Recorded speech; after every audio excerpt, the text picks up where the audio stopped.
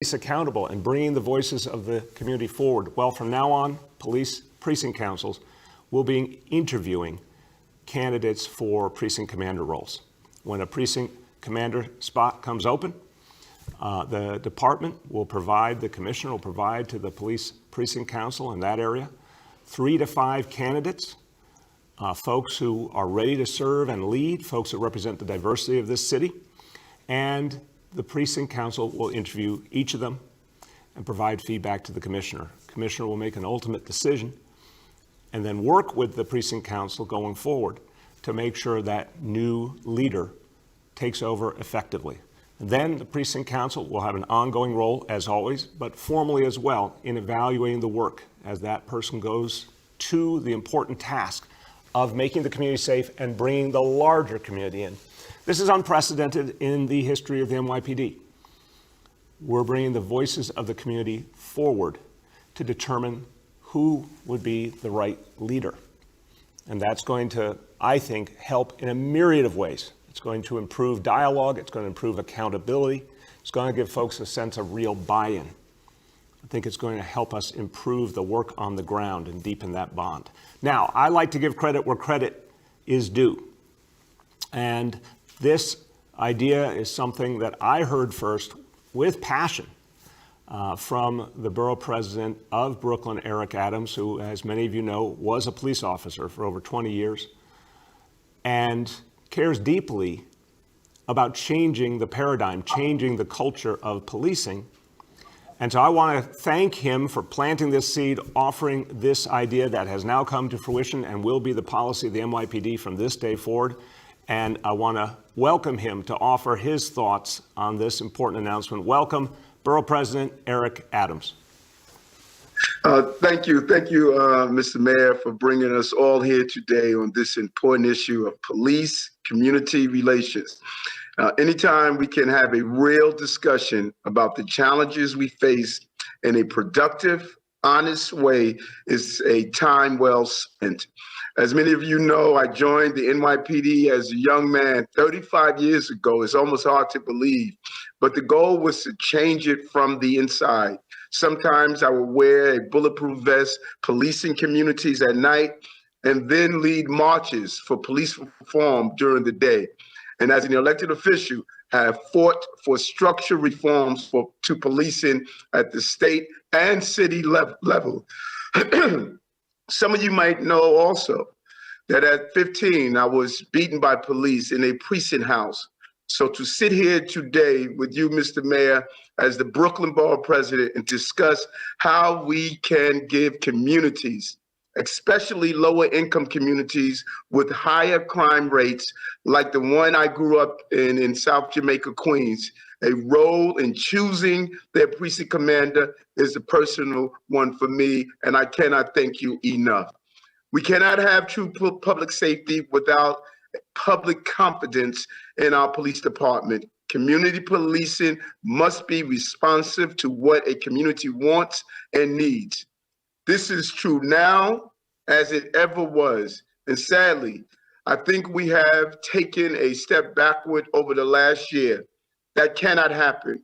We need New Yorkers affected by crime to be empowered and confident to work with the NYPD to get the bad guys while protecting everyone else's civil rights. So I commend you today, Mayor Bill de Blasio, for hearing our call to bring the precinct commander selection process into the sunlight. Our communities deserve a role in choosing the leadership that has so much power in ensuring officers are doing their job well and doing it fairly. To achieve the local oversight and accountability we seek, we will need to build upon the foundation of engagement and move towards greater civilian empowerment. I hope that this is the beginning of further reforms to deliver that empowerment. Today, I am more confident and determined than ever to achieve that next level of public safety reform, and I look forward to continue to work with you as the mayor and your administration on this critical issue. This is an important step in the right direction.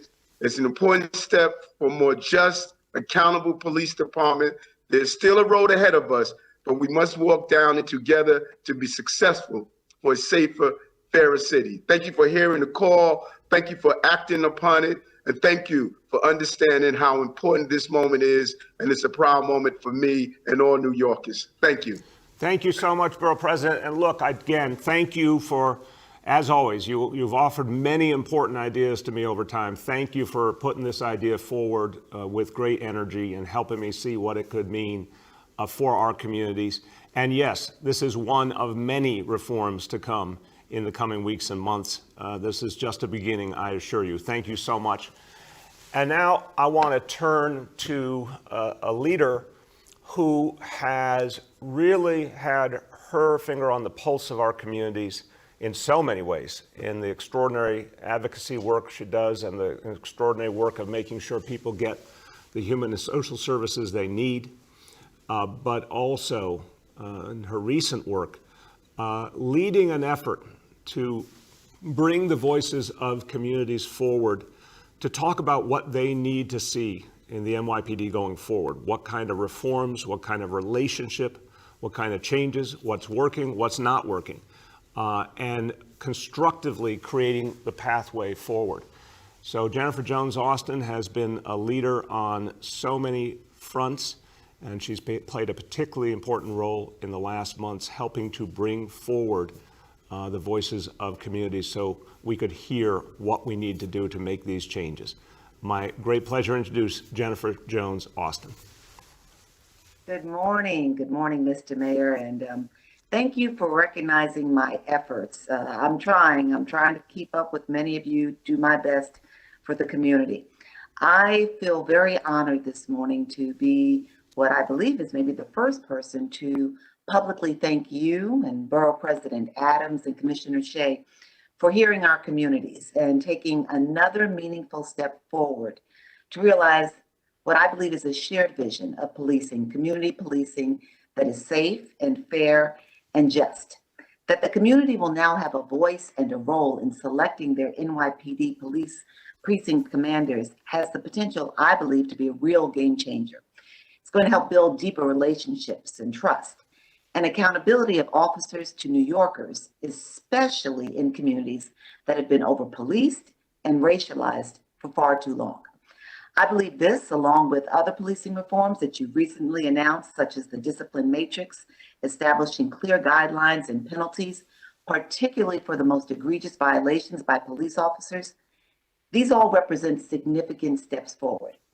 And you know that I and many other New Yorkers stand ready to work with you and Commissioner Shea and Borough President Adams and others to fully implement these reforms and the many more vital reforms that are sure to come. So I thank you and I commend you all today. Thank you for hearing us. Thank you, Jennifer, and thank you for doing so much to bring the voices of communities forward and for really working with us in so many ways to craft the reforms and changes we need in policing and so many other areas. You've been an invaluable partner. Thank you so much. And I want to now turn to Commissioner Shea, and I want to say that it's interesting to me when I've talked to Commissioner Shea over the years, a special warmth comes into his voice when he talks about his own time as a precinct commander. Everyone looks back on their life's work with feeling. Dermot Shea is someone who's given his whole life to keeping our city safe, but I can tell that his time as a precinct commander was particularly cherished because of the direct impact he was able to make on the lives of people in communities in the Bronx. And we talked about the value of this change, of this reform. And the commissioner talked about the incredibly important role he experienced from the leadership of police precinct councils, the voice they brought, the ideas, the critique, the accountability, and how it made him a better precinct commander. So this idea of now bringing the police precinct councils directly into the selection process stems from the powerful role they've been playing for years, but this will make the role even, I think, more important and more helpful to communities. With that, to offer his thoughts on this important reform, Police Commissioner Dermot Shea, who may be on mute. Good morning, Mr. Mayor, and thank you. And thank you for everyone on the call. Mr. Mayor, you know, I have a cartoon on my desk, and the cartoon basically is two business people talking. And one says to the other, "That's a great idea, very innovative, but I'm afraid we can't do it because it's never been done before." And, you know, I've had it there since my time running ComStat, and it's the opposite of what we and how we think here at the NYPD.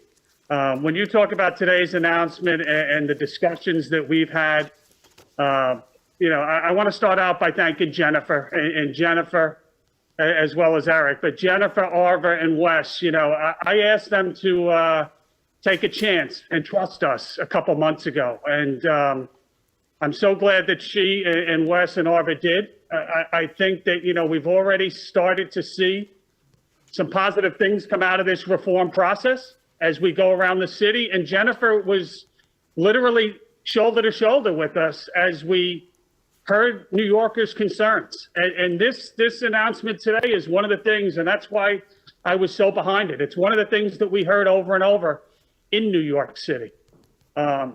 People want to feel a connection to their NYPD, and especially at the leadership positions. And this, I think, really goes very far into building that trust both ways. I think from the PD perspective and from the executive perspective, it really lends to an environment where it's a team process. And you've talked about it, and we've certainly talked about it for years now, about that shared responsibility. Police and community working together. You've heard Rodney Harrison, Juanita Holmes, Terry Monahan. This is exactly what we're trying to build here. And I think this is going to be a real positive step. So from my perspective, it's a win. It's an opportunity for precinct commanders to really, from the ground floor, speak to the community that they're working so hard to protect and serve, and get to know them from an early step. One of the things that we hear at those reform meetings are, don't take our precinct commanders away. We want to know them longer, and we want to work with them longer. I think this is a win-win. I think it's a positive for New York City. You know, I think it's one more positive thing that comes out of those reform meetings. You spoke about my time with as a precinct commander. I had the privilege to serve twice in two different precincts in the Bronx as a precinct commander. And in many ways, you are like a miniature mayor of that command. The bonds that you develop to this day exist. People want to get to know those precinct commanders as well as the police officers in those commands. And they want to know that they're working towards a common bond, if you will, to solve problems in the community. Eric, I know that you know, had mentioned this in the past, but let me tell you, this is something that we heard not only from you, but from communities across the city. So happy to put it into action. It's the latest thing, you know, with the discipline matrix as one other example. Many things more to come as we move forward, and I think it's a positive time for not only the NYPD, but the city as a whole. So thank you all. Thank you very much, Commissioner. Appreciate that reflection very much. And I want to say, I appreciate the process you put together with Jennifer Jones-Austin and Wes Moore and Arva Rice, the really deep community process to hear people, and again, to hear the range of ideas, critiques, the real sense of the people, and that you put your heart and soul into that. I appreciate that deeply. And I want to say the point you made about the questions people have about whether the precinct commander should stay on the job longer, if they're effective, if they're bonded with the community. That's a real question. I've heard that for years. Well, community really gets to know a precinct commander, really feels in sync with them, and then, you know, they go on to another command. There's a sense of letdown. We understand police leaders need to keep developing their career, and some of them will ultimately end up being chiefs or even commissioner one day. But we also understand communities are really looking for the right fit. And so this process, I think, fundamentally changes the reality for the better, and make sure that with that community input, we're constantly saying who is ready to work with this community most productively, because that's how we get safe. Bringing the neighborhood into the process of safety so much more deeply. That's what neighborhood policing is. So again, everyone, this is one example of some of the things you'll hear about tonight in the State of the City. This is a major step forward. It's going to be implemented right away. Let me make that clear. I've spoken to the commissioner about the selections he'll be making in the weeks ahead and the months ahead for precinct commanders during the year 2021. This will be the process that will be activated right away. Okay, let's turn now back to the issue we deal with every single day, of course, the challenge of the coronavirus and specifically the vaccine and the supply question. We are constantly fighting for more supply. This all comes down to this, everyone: supply, supply, supply. City of New York, right now, we are abundantly clear. We will be able, with proper supply, with sufficient supply, we'll be able to vaccinate 500,000 people a week starting in February. But we need the supply. Seen some good progress this week on the federal side. We need to see a lot more. And I'm going to keep pushing that we do even more creative things. I've talked about freeing up second doses that aren't going to be used for a while. I've talked about calling upon the federal government to use the Defense Production Act more aggressively to get all pharmaceutical companies involved in the effort to create more vaccine supply. We'll look for every opportunity to make an impact. We've also been working closely with the state and pushing and working together for anything that will free up more supply. One of the things I talked about last week was the long-term care facility plan, the specific supply of vaccine that had been held apart for long-term care facilities. Clearly, some of that vaccine wasn't being used in the here and now, whether it was folks not being ready to accept vaccine yet who worked in those facilities, or whatever other reason, it simply wasn't moving as fast as one would like. I asked the state to free up that supply so that it could be used in the here and now. 18,000 doses have now been freed up, and I want to thank the state for that. That's going to help in the here and now to vaccinate more people, and I'm particularly thinking about those seniors for whom the vaccination is a life and death matter. So 18,000 more doses now come into play immediately, and thanks to the state of New York for the partnership on that. And look, we're going to make sure those doses are used in the communities hardest hit by the coronavirus. This is the crucial issue, to make sure that we're prioritizing the places hardest hit. I will always say and remind people, the vaccinations are available to all, but everyone, as Americans, has a choice in whether they want the vaccination or not, whether they want it now or they want it later. And we respect that choice. But our job is to make the vaccine available and encourage people and inform people, and to make sure that that work is done, particularly in the places that bore the brunt of the crisis. And that's what we're going to do. Okay, now, let me give you a little update on how many people we have vaccinated today. As of today, from the beginning of our effort, 699,524 New Yorkers have received vaccination, or doses, I should say. I always want to put it in doses terms. That's the exact accurate, because some of those, not most, but some of those are second doses. So 699,524 doses given, vaccinations given, since this effort began. Since I like to make comparisons, here's your comparison today. That is more people than the total population of Boston, Massachusetts. So that's fantastic that those folks have been reached. We want to reach so much more quickly. But since we have had some progress on the vaccine front, we have seen a little bit better news, obviously, on the federal side in terms of the Moderna vaccine. We're now able to take at least one more step towards the kind of real grassroots vaccination effort we want to have. And we're bringing back the 15 Department of Health vaccination hubs. Those have been incredibly effective. Fast, efficient. I've heard just great feedback from folks who have gone to them. Those are going to come back. There's going to be some additional hours that we can put in play as we get more supply.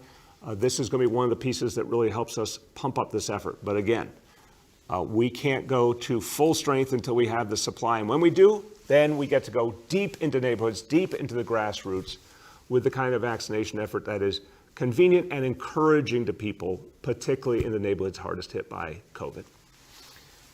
All right, I'm going to go to our indicators in a moment, but I want to just take a personal moment to talk about the passing of a really great New Yorker.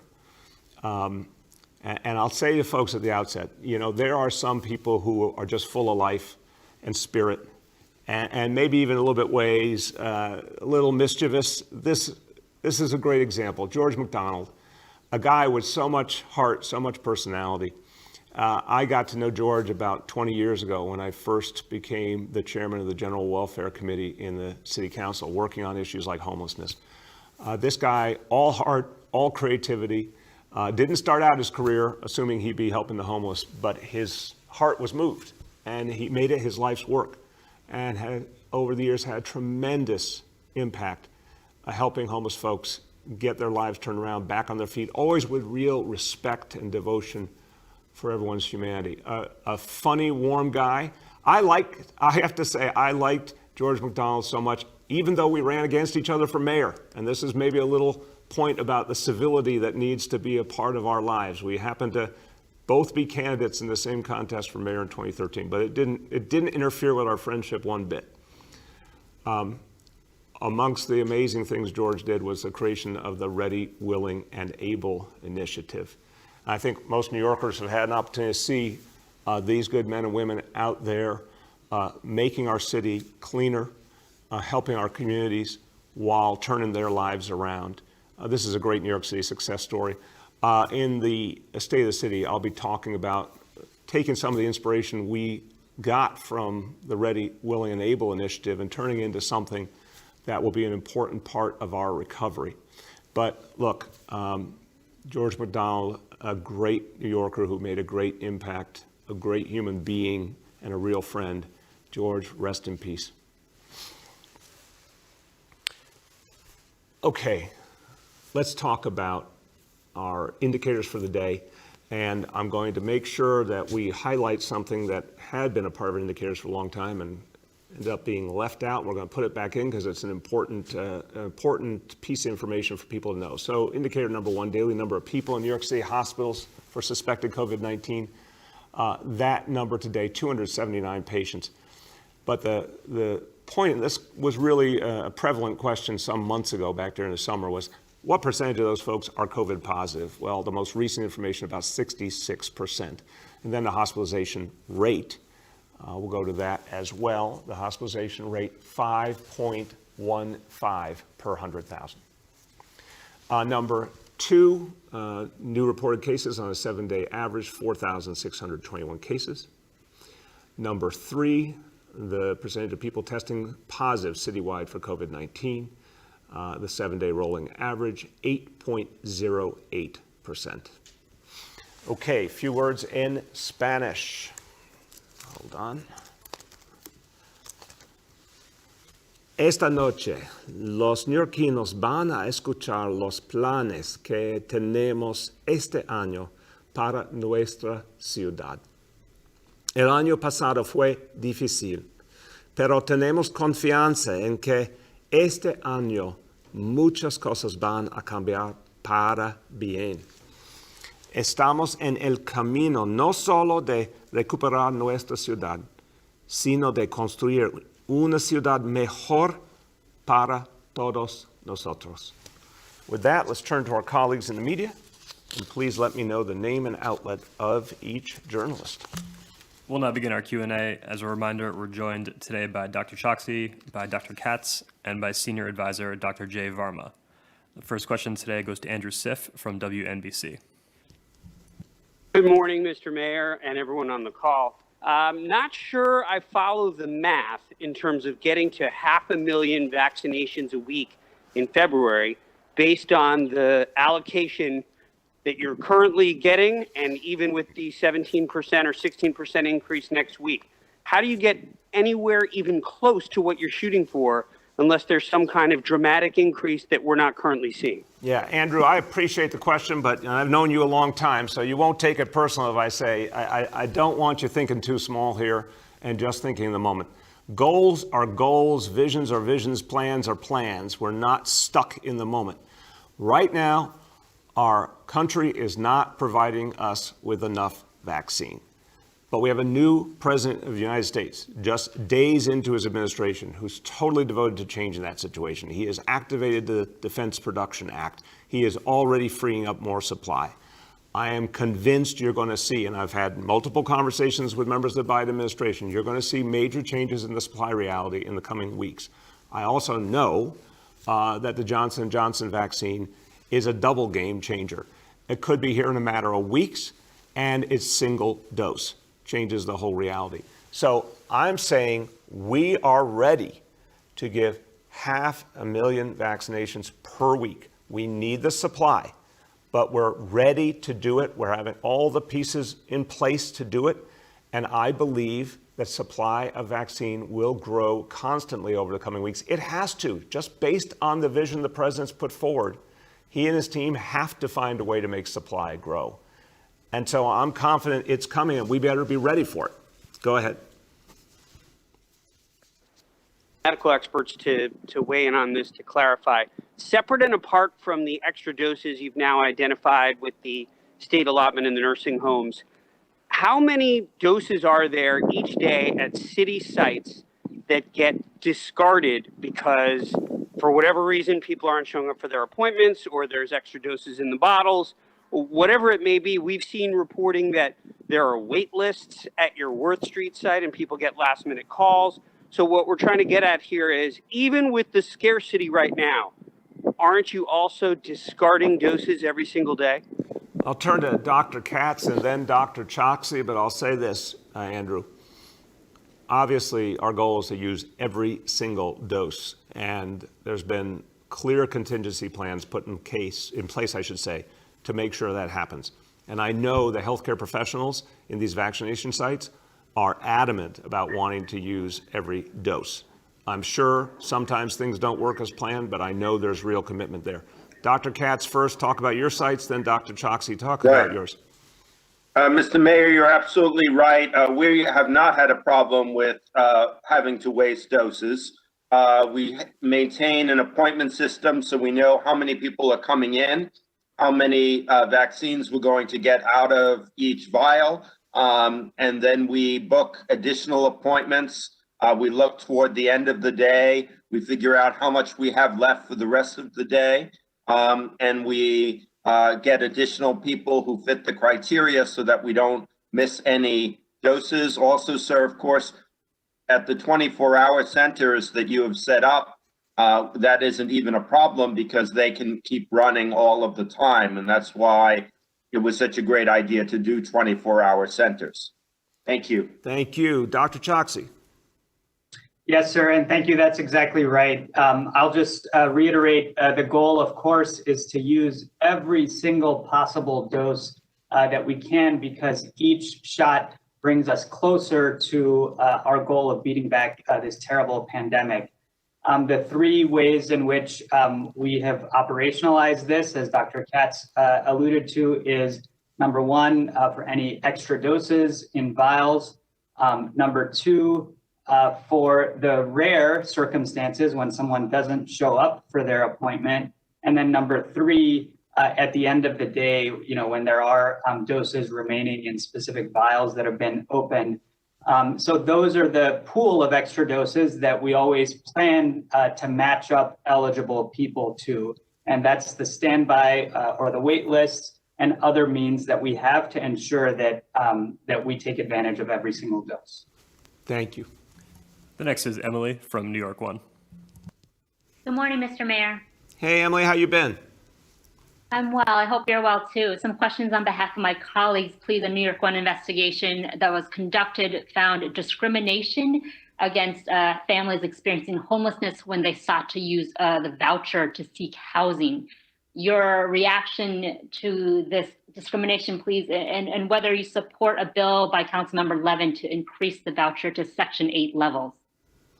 Thank you, Emily. I have not seen Councilman Levin's bill. I'll take a look at that for sure. I know the bigger solution in terms of making maximum housing available is to follow through on the state level with the housing stability plan that's been before the legislature several years, Assemblymember Hevesey's bill. That's the area that we've been focused on. We think will make the biggest impact. But I'll certainly take a look at Councilmember Levin's bill as well. But the discrimination point is real and it's unacceptable. In fact, when I was a council member, we passed legislation, I sponsored it, to end discrimination against people based on what kind of income they had. A horrible contradiction. If someone has a Section 8 voucher, if someone has some kind of government support, any landlord or broker who discriminates against them, that's illegal in New York City because of a law that I sponsored and we passed years ago. We've tried in many ways to innovate ways to enforce this law. It's a problem that's real and has to be dealt with forcefully. And this is something I know the Human Rights Commission has been deeply involved in, as well as Homeless Services. So I want to make sure that law is taken seriously. Anyone who is a victim of discrimination should call 311 because we need to follow up on those cases, and there are real penalties. If someone's been discriminated against, one of the most obvious penalties is they get the apartment in question, as well as penalties, meaning penalizing the person who did the wrong by making sure that the applicant gets the apartment they wanted, and then other consequences and penalties for them as well. So, real issue that I want us to continue to deepen enforcement on. Go ahead, Emily. Thank you, Mr. Mayor. Additionally, in a rare move, the panel for educational policy voted against a contract with a test company for this year's G&T program. Your reaction to that very rare move, and additionally, what comes next for families who are applying now to kindergarten and are worried about the gifted and talented program? Yeah, for the families, and there's thousands and thousands of families, I think it's about 15,000 each year typically, that want to get their kids in those gifted and talented programs. I'll tell them I'm a parent, I was a public school parent. You will have an opportunity to apply for those programs this year. We'll work on the right methodology and we'll announce it soon. But families can hear directly from me. Yes, you will be applying for the opportunity for your kids to be in those gifted and talented programs, and we'll get an update to folks soon. The next is Amanda from Politico. Good morning, Mr. Mayor. How are you? Good, Amanda. How you been? I'm good, thanks. I'm glad you could still hear me. Accomplishments Yes. throughout the pandemic with technology. Amanda, I think it's a metaphor for we went through a difficult time and now a new day is dawning. I hope so. I wanted you to weigh in on the mayor's race heating up. I was wondering if you plan on endorsing Eric Adams. Amanda, thank you for the question. I do not have a plan at this moment to get involved. I don't rule out getting involved. It's early. Remember, we're still in January and the election is quite a ways away. I'm not sure we even have all the candidates on the playing field yet. So no plan at this moment to get involved, but I'm going to watch carefully and reserve my right to decide what I want to do later when things get clearer. Go ahead. Great, thank you. And then I also wanted you to weigh in on a report that Attorney General Tish James released this morning that found that the state severely undercounted the number of nursing home deaths by as much as 50%, I think is the number, so severely undercounted. And so I wanted you to weigh in, especially as there's been so many issues around data and how that works between the city and the state. So I'd love to hear your thoughts. Yeah, my first thought, Amanda, is a very human one. These are our loved ones we lost. It's someone's grandma, it's someone's mother or father, aunt or uncle. I mean, this is families missing someone dear to them. And, for so many people, and I talk to them, the fact that I've talked to people all over the city who have lost folks and they could not be with them, it made it so much more horrible. So this was among all the other pain that we went through in 2020, this was arguably the very worst part of it. We have to make sense of this. We have to get the full truth, and we have to make sure it never, ever happens again. Nothing like this happens again. And we have to be honest about the numbers. I do want to give a lot of credit to colleagues in my administration, our health leadership. They have always strived to really put out not just the obvious numbers, but we've been talking about probable deaths and probable cases. I mean, we try to be as clear and honest as possible. and I appreciate that. And I think that's the way we all have to understand this crisis and make sure nothing like it happens again. The next is Kristen Dalton from the Staten Island Advance. Good morning, Mr. Mayor. How are you? I'm doing well, Kristen. How are you? I'm good, thanks. I wanted to ask you about the closure of the Mount Loretto Sportsplex site that's supposed to happen mid-February. Has the city identified a permanent site that can replace it, and will it have the rapid testing capabilities that the Mount Loretto site did have? I need to get an update on that. Let me see if Commissioner Choksi has that update. Do you happen to, Dave? Sir, no, that's something that we can follow up on. Okay, great. Kristen, I owe you an answer on that. We'll make sure to get that to you today. Great, thank you. And the second question is about the 24/7 vax sites. You said that last week the city would not open those sites until there was an adequate supply, which you estimated to be about a week's worth. If you keep moving that goalpost of how many vaccines the city wants to do in a week, do you think those sites will ever open? Do you believe that supply is really coming? Of course. No, Kristen, look, as New Yorkers, we are not patient people, and we also have a little bit of a cynical streak, and that's part of what makes us great. But I want to assure people,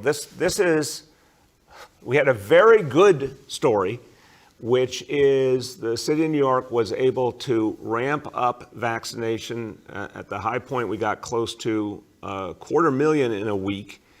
We proved to ourselves we could get as high as 500,000 in a week, and that was the exact time when the supply started to lag instead of increasing. But that was before we learned the plans of President Biden, that I'm absolutely convinced his vision will result in a lot more vaccine coming. And again, huge difference maker reality when Johnson & Johnson comes, that vaccine comes in a matter potentially just of weeks. So we're going to get there. I don't have a doubt in my mind we're going to get there. We just don't know exactly what day. Definitely looking forward to the big 24-hour sites being up and running in addition to all of those neighborhood sites. We need both, Kristen. We need the big 24-hour sites. Those are going to work great for some people. The neighborhood sites are really where we're going to have the biggest impact, and particularly making it convenient and giving people trust and faith in the process. So yes, it is coming, and we'll keep you posted as soon as we know when. The next is Juliet from 1010 Wins. Hey, good morning, Mr. Mayor, and everybody here on the call. I wanted to ask about the commanding officer. So for you and Commissioner Shea, so who nominates the candidates for precinct commander, and how much weight does the precinct council have in a final decision? Yeah, Juliet, I'll answer that because I know the commissioner had to go to another engagement, but here's the bottom line.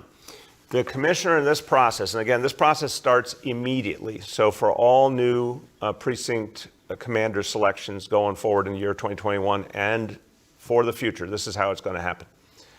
The commissioner sends between 3 and 5 names to the precinct council. So I'll use my own precinct just as an example. If, let's say, that precinct commander role was about to open up in the 7-8 precinct in Brooklyn, the 7-8 precinct community council would receive from the commissioner between 3 and 5 nominees. Again, we want to see nominees with the skill and the talent and readiness to run a precinct, as the commissioner said, like a mini mayor for that community. We want to see a diverse range of nominees. The council receives those nominations, sits down with each of them, evaluates them, interviews them, provides their input back to the commissioner on each of them. The commissioner makes a selection, lets the precinct council know who will be the new precinct commander, and then there's an ongoing process to make sure the precinct council keeps updating the commissioner on what they're seeing in that new leader, does a regular annual evaluation, for example. This has never happened before, and it's really different because it puts the community front and center in the process. And I know it will help everyone to do their work better. For anyone who would be that precinct commander, they have to sit in that chair, talk about what they know already about the community, how they'd approach the issues, listen to the questions and concerns, have real answers. It's a good audition. You want that. You want to see who can work well with those community members, who has answers and ideas, who really gets what the community is saying. That feedback then becomes crucial in making the final selection. Go ahead, Juliet. Okay, different topic. Yesterday, the governor said he was going to reach out to you to have a conversation about indoor dining. Has that taken place, and how do you plan to advise on indoor dining and how it can be viable? Yeah, the governor and I spoke yesterday morning. I think the bottom line here is I really do respect the state's role. The state has to make decisions. There's clearly a division of labor here. They make that decision. What I believe in is focusing on the data and the science. I know the governor does too.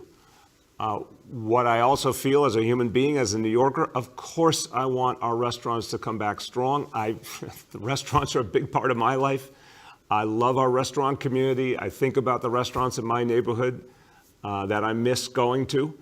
And I want to see them survive, and I want to see the people who work in the restaurants have their livelihoods. So we all want to see indoor dining come back. It has to be, governed by the data and the science. So the state will make that decision. Look, we're all hoping we're on the verge of a much better situation with the coronavirus. We're all hoping the tide's about to turn. But we're going to keep a close eye on the actual indicators day by day going forward, because we still have X factors out there like the variant that we have to be really, really careful about. Go ahead. The next is Dana from the New York Times. Hi, Mr. Mayor. Following up on that, would you eat indoors right now, given the arrival of the new variant and its higher level of transmissibility? Yeah, look, I would, because if indoor dining is brought back, I'm certain the state will do it with careful restrictions, and our health department, as the agency that does the enforcement, is going to be really strong in doing that enforcement. So if that's what comes to pass, certainly I would have confidence in it. Go ahead, Dana. Thanks. And secondly, there's been a series of stories about the Washington Heights Armory vaccination site and how, though it was intended for underserved local communities, it was largely doling out vaccines to out-of-towners. Are you seeing other similar phenomena at other state vaccination sites? Well, let's just start with that, and then I'll answer your question for sure. Dana, this just is exactly what should not happen. What happened in Washington Heights is the exact opposite of what we need. If a site is in a community, particularly a community hard hit by COVID, it should be all about reaching out to that community and bringing people in. I heard, I haven't confirmed it myself, but I heard the application for appointments was only in English in a community where so many people speak Spanish. If that's true, that's ridiculous. So that's kind of the poster child of what not to do. I think the challenge is, if a site is not community-based, of course, it's not going to get the kind of the clientele, the folks coming to it, that we need to engage in this effort. So if a site is based in a community hard hit by COVID and is reaching out to communities, that's going to make the difference. If it's not in a community hard hit by COVID or doesn't have that kind of outreach effort, it won't work as well. The only one I've heard very specific reports on is Washington Heights, Dana. But I want to emphasize, we all know bigger sites have a role to play, but the difference makers will be the very localized community-based sites, the clinics, the H&H clinics, the clinics working, the clinics that community organizations have, the pop-up sites in public housing. That is where we have to go to make this effort work. We have time for two more for today. The next is Abu from Bangla Patrika. Hello, Mayor. How are you? Good, Abu. How you doing? Good. How are you? Fine. What's going on? Mayor, I have a question, which is, since the Trump become the president, how much money, public money, spent for Trump Tower and all of his infrastructure for the security reason? Abu, it's a very good question. And let me emphasize to anyone who hasn't heard that the security approach around Trump Tower has been greatly reduced. NYPD, working with Secret Service, have changed the protocol there deeply. So it's much less extensive. The costs, security, we did get an agreement with the administration, with the Congress years ago to ensure that we got reimbursement for the security costs. And that was that time where we thought the then president was going to be here a lot. Obviously, he turned out not to be, so that made it better. But I don't have a number for you. We'll follow up today to see what that number has been and to confirm that we've been getting our federal reimbursement. But again, it is thankfully a lot smaller than what we originally thought it would be. Go ahead, Abu. Yeah, so second question is the second stimulus package, how the city will get the benefit and how the community will be benefited by this second stimulus. The federal stimulus, I missed the last word. Did you say the federal stimulus? Yeah, how the city will be benefited and how the community will be benefited by the second stimulus. Yeah, and that's a great question. That's I was going to say the $1 million question. I think it's the multi-billion-dollar question. So look, the next stimulus has to be a real stimulus. What we saw a few months ago was more of a short-term stopgap COVID relief plan. What we need now is a true stimulus that makes us whole in terms of the city and the state's ability to provide services to people, that also has direct aid for everyday New Yorkers. One of the things that Senator Schumer has been talking about is adding to that earlier $600 check, making it additional $1,400. That's the kind of direct aid we need to see. So I think the answer to your question is the direct aid to everyday people, to small businesses, that needs to be a part of it because people are still hurting, and that money is good for families, and it also does help stimulate the economy. The direct aid to the city government is absolutely crucial so we can close our budget gaps, provide services, protect our workforce. That's how you recover. If the city is doing all the things that we need to do, opening our schools up strong in September, making the city cleaner and safer, all the things that are the foundation for economic recovery, all that costs money. That's what we need to see in the next stimulus. Last question for today goes to Jake from Gothamist. Hey, Mr. Mayor, can you hear me? Yeah, Jake, how you been? I'm okay. So when the DOI issued their report on policing last month, you said you were sorry for how the police handled this protests. One of the things that the report found was that the NYPD acted disproportionately in Mott Haven, that the mass arrest of protesters there, quote, severely damaged the NYPD legitimacy in neighborhoods.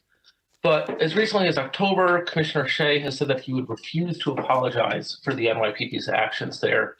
So given your focus on improving trust in neighborhoods, will you ask Commissioner Shea to apologize to the people for the NYPD's violent arrests in Mott Haven? Jake, I'm going to say it a little differently. I think Commissioner Shea is very committed to a better dialogue. Just what we talked about earlier, bringing the community into the selection process for precinct commanders. That's never been done by any other police commissioner. This is a really good step. But I think there is a dialogue that needs to happen with the people of Mott Haven. And I certainly think that's something he should do. We've been real honest. And the DOI report, Jake, I really respect your reporting. And I also would say, clearly you have a worldview, and I respect your worldview. But I also ask you to be objective about the DOI report and what it expressed about the many challenges that day and night in the Bronx and the threat of violence. The commissioner has spoken about that. I've spoken about that too. That was a deep and real dynamic. But I think we have to move forward and we have to turn the page, but with a real acknowledgement. So I think that's the right way to do it. It was that there's this effort to establish this reparations fund within the community, and they're seeking a meeting with you and with the comptroller Scott Stringer, and I'm sure they'd also like to speak with Dermot Shea. Would you commit to meeting with that group about what happened here, furthering this dialogue, as you're saying? And then also, if I could just add, we were hoping to sort of get these questions to the commissioner today. He seemed to have left. Why is he not here? Why can't you guys take questions together, it seems? Yeah, Jake, we often have and we will many times. Today, as I said, he had another engagement, but I really wanted him to be part of expressing his views on this announcement we're making tonight because it's such an important matter for the city. I don't know the specific proposal for a meeting. I'm happy to look at it. I certainly want to keep meeting with people throughout this year, but I need to see specifically what's being proposed, and I can give you a clear answer. But look, I think you saw in the remarks I made once the DOI report came out. I want to do things better, and I want to do things differently. And I want to make sure we're learning lessons. And I am absolutely devoted to making a host of reform, not just what the DOI report said. Those, again, I've seen many, many critical reports where recommendations were not accepted. The commissioner and I accepted every single one of those recommendations, and from the law department as well. But on top of that, the disciplinary matrix, which has been 2 years in the making and is an extraordinary change, and the MOU that went with it from the police department and the CCRB, and now the announcement about bringing communities in the precinct commander selection process. These are big changes, and as I said and the commissioner said, a number of additional reforms are going to be announced starting tonight in the state of the city. So more dialogue for sure, more reform throughout this year. So everyone, just finishing where I began on the state of the city, again, airing tonight on our digital platforms. You can go to nyc.gov, and I really urge everyone to see the many new ideas and approaches that I'm going to outline tonight. This is a transformative moment. I really want to emphasize this. We understand that crisis sometimes just comes with pain, but crisis also can be the gateway to fundamental change. And I am convinced that 2021 will be a year of fundamental change and progress for New York City. And the message tonight is a recovery for all of us. Not a recreation of the status quo pre-pandemic, not something where we just stay in place and we're stagnant. No, a recovery, progress, a recovery for all of us, for every community, including the communities hardest hit by COVID. Tonight, I'm going to lay out a range of new actions we're going to take, but they all come back to that central concept. This city is going to come back. This city is going to come back strong. It will be fairer. It will be better. You're going to see amazing things happen in 2021 in New York City. Thank you, everyone.